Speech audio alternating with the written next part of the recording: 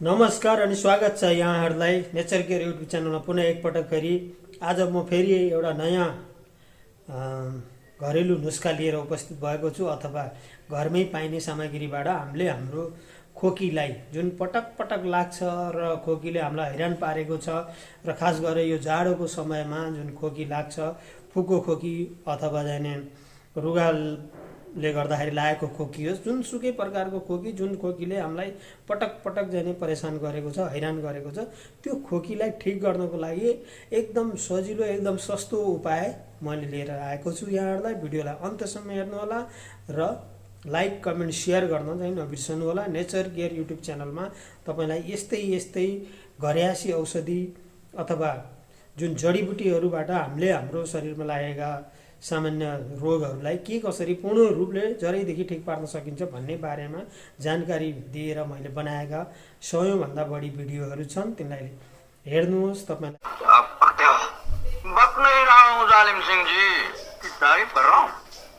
मलाई जाने तपाईलाई कुनै त्यस्तो समस्या छ र ती समस्याको समाधान त्यहाँ पाउनुहुनेछ। तपाईले यस्तै सामान्य रोगहरूबाट तपाईँ ग्रसित हुनुहुन्छ, त्यस्ता रोगहरूलाई ठिक पार्ने घरेयासी औषधिहरू के छन्, त्यसलाई कसरी प्रयोग गर्ने, के कति मात्रामा प्रयोग गर्ने र कहिले कहिले प्रयोग गर्ने भन्ने बारेमा मैले जानकारी दिएर थुप्रै भिडियोहरू बनाएर हालेको छु। हेर्नुहोस् र फाइदा लिनुहोस्। र आजको विषय के छ भन्दाखेरि, जुन खोकी हामीलाई पटक पटक लागिरहन्छ र खोकी सँगसँगै हामीलाई हल्का सिगान पनि आए जस्तो हामीलाई हुन्छ, र त्यो खोकी चाहिँ चिसो पानी पिए पनि लाग्छ, तातो पानी पिए पनि लाग्छ, र यो खास गरेर जाडोको समयमा बच्चाहरूलाई, बुढाबुढीहरूलाई बढी लाग्ने गर्छ। र यो सामग्री तपाईँले प्रयोग गरेर, जुन मैले बताउँदैछु त्यो सामग्री प्रयोग गरेर खोकीलाई त पूर्ण रूपले ठिक गर्न सक्नुहुन्छ। सँगसँगै तपाईँलाई गुलियो खान नहुने, खानासाना खाए पछाडि हल्का गुलियो खान मन लाग्छ, त्यो पनि खान नमिल्ने, तपाईँको सुगर लेभल बढी छ भने पनि तपाईँले यसलाई प्रयोग गर्न सक्नुहुन्छ। तपाईँको शरीरमा रगतको कमी छ, जुन रक्त अल्पता अथवा एनिमिया भनेर भनिन्छ, त्यो समस्या छ भने पनि तपाईँले यसलाई प्रयोग गरेर एनिमियालाई पनि ठिक गर्न सक्नुहुन्छ। तपाईँको शरीरमा फस्फोरसको कमी छ अथवा तपाईँको शरीरमा क्याल्सियमको कमी छ, ती सम्पूर्ण कुराहरूलाई पनि तपाईँले परिपूर्ति गर्न सक्नुहुन्छ यो सामग्रीलाई खानामा प्रयोग गरेर। र यसलाई कसरी खाने र त्यो के हो म तपाईँलाई बताउँदैछु, ल आउनुहोस् हेरौँ। त्यो सामग्री हो, यसलाई भनिन्छ भेली, अथवा हाम्रो नेपालीमा गुड पनि भन्ने गर्छ, भेली पनि भन्ने गरिन्छ, र अङ्ग्रेजीमा यसलाई जेगरी पनि भनेर भन्दछ।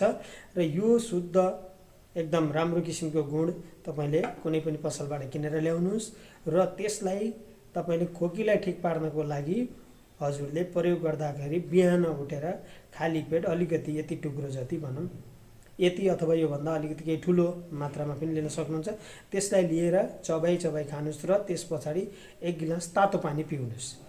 अनि त्यसको आधा घन्टा 1 घन्टा पछाडि तपाईँले जे खाने गर्नुहुन्छ, चिया, कफी, नास्ता अथवा खाना जे पनि खानुहुन्छ त्यो खान सक्नुहुन्छ।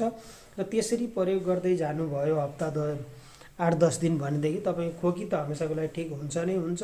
र जसले सुगरको लेभल बढेको छ अथवा सुगरको पेसेन्ट हुनुहुन्छ, उहाँहरूले चाहिँ यो गुड खानुहुन्न, गुलियो खानुहुन्न भन्ने भ्रममा नहुनुहोला। गुडले सुगरलाई बढाउने काम गर्दैन, शरीरको वजनलाई पनि बढाउने काम गर्दैन गुड खाँदाखेरि।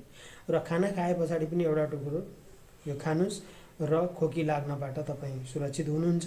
पूर्ण रूपले यसले चाहिँ फोक्सोमा जमेको जुन कफ अथवा घाँटीमा जमेको कफ हुन्छ त्यसलाई निकाल्नमा मद्दत गर्छ, र यसले पाचन क्रियामा पनि तपाईँलाई मद्दत गर्छ। तपाईँको शरीरमा अघि नै मैले भने क्याल्सियमको मात्रा पुरा गर्छ, रक्त अल्पताको लागि आइरन हुन्छ यसमा, त्यसले गर्दा आइरनको मात्रा पनि शरीरमा पुरा गरिदिन्छ।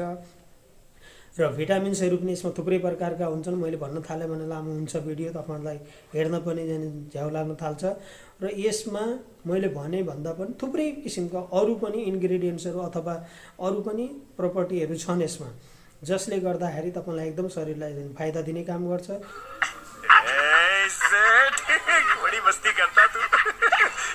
र शरीरको जुन टक्सिन हुन्छ अथवा शरीरमा जुन विषैली पदार्थहरू हुन्छन् तिनलाई पनि निकाल्नमा एकदम मद्दत गर्छ यसले। यसमा इन्फ्लामेटरी गुणहरू पनि हुने गर्छ, र यसले शरीरको टक्सिनलाई बाहिर निकाल्ने काम गर्छ, र सँगसँगै तपाईँको शरीरलाई बलियो बनाउने अथवा एनर्जी दिने, तागत दिने पनि काम गर्छ। र यसलाई तपाईँले प्रयोग गरेर स्वस्थ बन्न सक्नुहुन्छ। हस् त आज यो भिडियोमा यति नै। फेरि भेट्नेछु तपाईँहरूलाई यस्तै जानकारी, घरेयासी जानकारी लिएर।